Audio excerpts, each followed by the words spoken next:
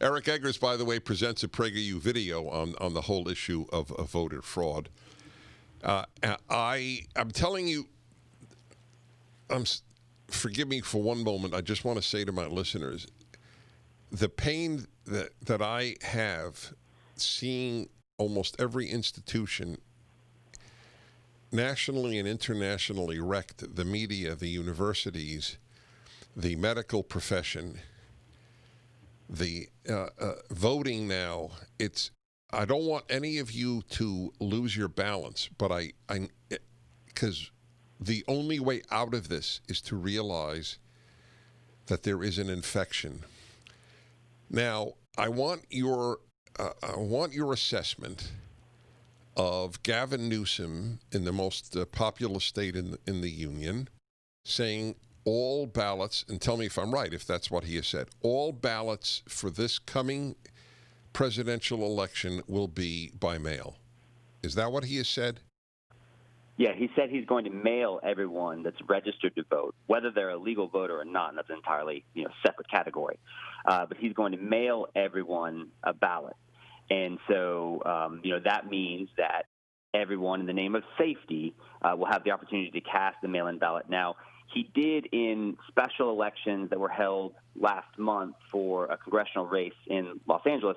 They opened up new polling places where you could still vote in person and even drop off the ballots.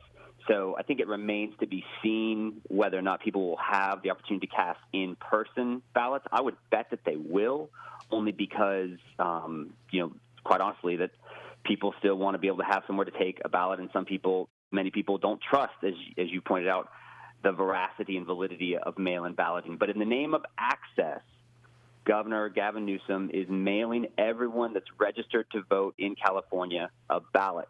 Yet somehow, in the name of health, they have not banned, which I think is like the largest threat to American democracy that I've ever come across, this practice of ballot harvesting. So I love the idea of protecting America's health.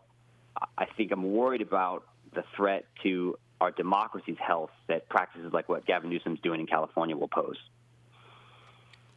And what exactly constitutes the threat?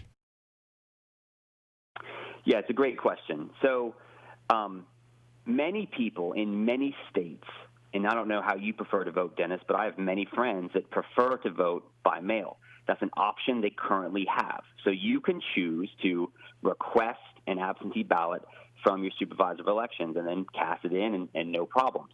The difference between what they're wanting to do in California and, oh, by the way, what the House Democrats have attempted to do repeatedly to make national law in every single one of their coronavirus response bills is to proactively mail everyone a ballot. And here's why that's a problem. Because when you mail everyone a ballot, that means that everyone that's registered to vote will be receiving a ballot. And as the Supreme Court has pointed out, 1 in 8 of America's voting registrations are significantly flawed or completely inaccurate. That's 24 million inaccurate names, people, potentially people, on these voter rolls that would receive a ballot. So in California, maybe won't make that much of a difference. I don't think there's much of a threat of that state swinging the presidential election this cycle.